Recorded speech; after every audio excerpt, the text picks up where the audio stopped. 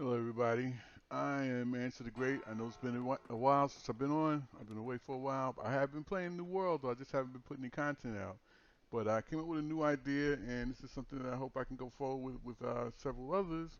But I'm going to start doing real life characters and trying to introduce them into the game.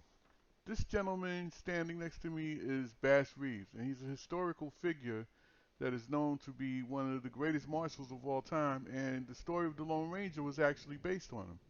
But I'm not going to tell his story. I'm going to let him tell his story. So, you people watch it, check it out. I hope you like it. If you do, like and subscribe if you're not already. Like and subscribe. And all that other stuff. Ring the bell, like, subscribe, and I'll see you afterwards. My name is Bass Reeves. I was the first black deputy U.S. Marshal west of the Mississippi River. During my long career, I had on my record more than 3,000 arrests of dangerous criminals and shot and killed 14 of them in self defense. My story began when I was born into slavery in Crawford County, Arkansas, 1838. I was named after my grandfather, Bass Washington. My family and I were enslaved by state legislator William Steele Reeves. When I was 8, William Reeves moved to Texas until his death from rabies in 1882. When the American Civil War began, his son, George Reeves, joined the Confederate Army, taking me with him. As soon as possible, I escaped. I fled to the territory of the Cherokee, Creeks, and Seminoles. I stayed with these tribes and learned their languages until I was freed by the 13th Amendment, which abolished slavery in 1865.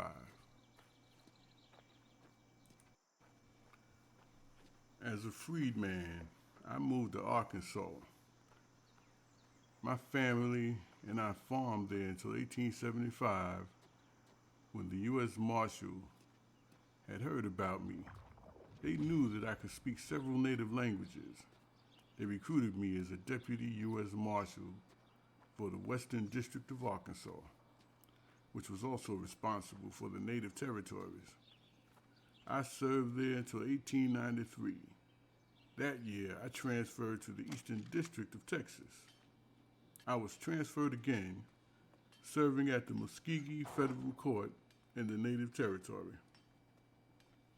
I worked for 32 years as a federal peace officer and became one of the judge's most valued deputies. I brought in some of the most dangerous criminals of the time. And I was never wounded despite having my hat and my belt shot off on separate occasions. In addition to being a marksman with a rifle and a revolver, I was a superior detective.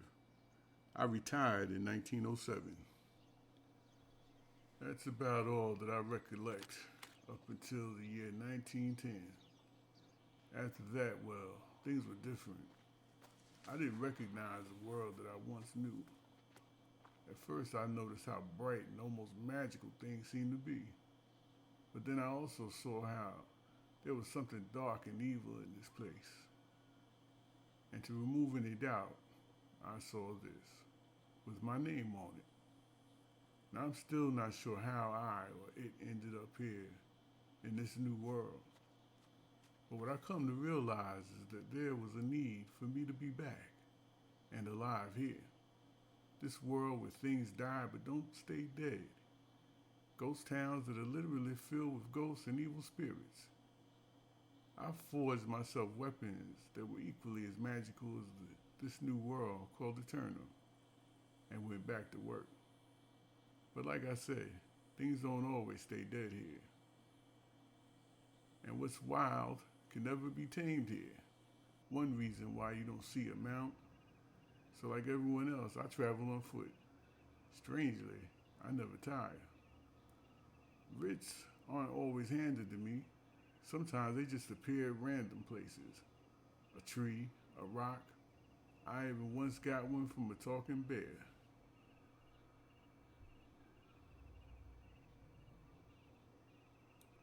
Now this one happened to be for an Emilio Rose, one of the most dangerous, corrupted criminals in this world. I've been given the task of taking him down, and I will. This here might very well be the spot. You there. Come down peaceful like and you won't have to catch these shells. Otherwise, I'm taking you down with that boss of yours.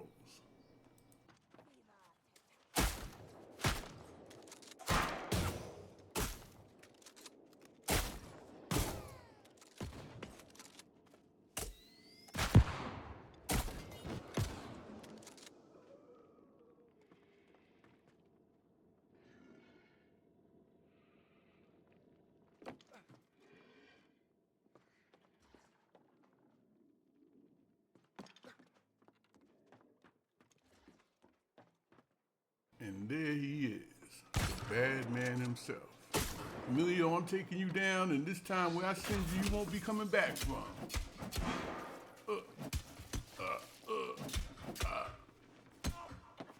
He's a tough bird, that's for sure. I made a promise to take him down, and that I will. You won't be coming back, just as I promised. You know the call.